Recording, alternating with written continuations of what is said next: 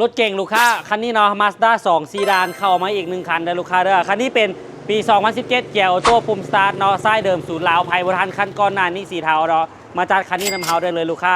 บอกได้เลยเนาะสีสันสวยงามตาสวยๆงามๆเลยลูกค้านี่เห็นป่ะเอกสารเขาครบพร้อมโอนเนาะป้ายนครหลวงเขาจัดใส่มาให้ครบหมดทุกอย่างเลยลูกค้าเด้อคันนี้เนาะเขาจัดยางใหม่มาให้แล้วบอกได้เลยว่าใหม่เมื่อ4ล้อเนาะใหม่แกะกองทั้ง4ล้อเห็นป่ะสติกเกอร์อย่างยังติดอยู่เลยนะลูกค้าเนาะอยากไม่เบิกไม่เนาะกระแจขี้เหล็ก2 ดอกยังมีครบเลยลูกค้าเด้อปิดเปิดอยู่ประตูได้คือตอนนี้ล็อกอยู่บนบอเขาบีบนี่ปลดล็อกได้เลยเนาะ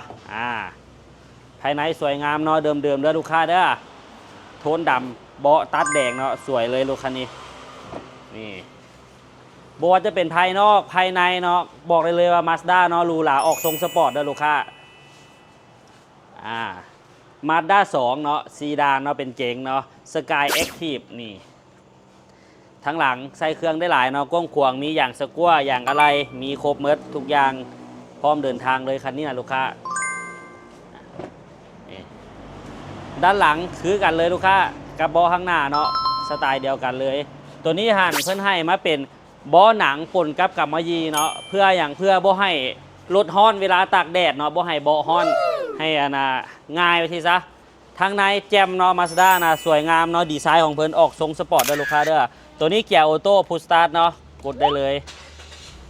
เห็นบอกเกียร์ออโต้2ระบบเนาะสามารถเปลี่ยนมาลินแบบแมนนวลได้แล้วแต่สะดวกเลยมีโหมดสปอร์ตมาให้เนาะเปลี่ยนโหมดได้คีย์ซิ่งคีย์อย่างแล้วแต่สะดวกเนาะจักดีแอร์เย็นตัวนี้เป็นบอลคอนโทรลเรื่องเครื่องเสียงเนาะบอกว่าจะเป็นคอนโทรลจอเนาะอยู่ในหน้าจอเนาะรถคันนี้มีข้อดีหลายอย่างเลยอีกอย่างหนึ่งที่มักเนาะก็คือนี่เขาสามารถเบิ่งได้เรื่องการบำรุงรักษาเนาะเขาสามารถตั้งได้ว่าเขาเปลี่ยนน้ำมันเครื่องเท่านึงแล้วเขาอยากให้ไปได้เท่าไหร่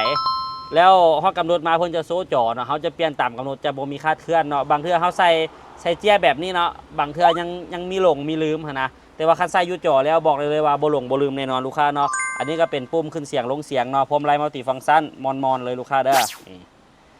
มอนเปลี่ยนเพลงขึ้นเพลงอยู่พร้อมไลน์ได้เมดเนาะอีกอย่างหนึ่งก็คือที่เพิ่นให้มาเนาะ Mazda บอกเลยว่าจัดมาเต็มแน่นอนนี่ Paddle Shift เนาะเปลี่ยนเกียร์อยู่พร้อมไลน์ได้เลยลูกค้ามาเบิ่งห้องเครื่อง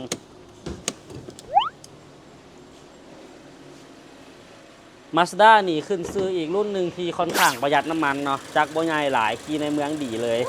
กำลังแหงอีกห้องเครื่องสวยแจ่มแน่นอนเนาะใครตามหาอยู่บอกได้เลยว่าคันนี้บ่พลาดอีกอย่างหนึ่งคือได้สียอดนิยมเนาะยอดนิยมบอลใดสีขาวเนี่ยลูกค้าเนาะบ้านเฮาแจ่มเลยแหละสีขาวลูกค้าราคาอยู่ 16,500 ต่อรองได้สดผ่อนเทิร์นได้แล้วแต่สะดวกเลยลูกค้าเอกสารเนาะเฮาครบพร้อมโอนถ้าเป็นลูกค้าแข่งขมวนก็เอาไปเลยเขาโอนซื้อให้เนาะถ้าเป็นนครหลวงเวียงจันทร์เขาสามารถถอนอยู่ขมวนแล้วมาขึ้นอยู่นครหลวงให้ลูกค้าเนาะเทคนิคค่าทางประกันภัยปึ้มไปไทยเขาใส่ให้ครบเนาะสำหรับรถคันนี้เขาจอดอยู่สาขาบ้านหนองพญาลูกค้าแคมทางใหญ่ติดกับฮอม11เนาะต่อหน้า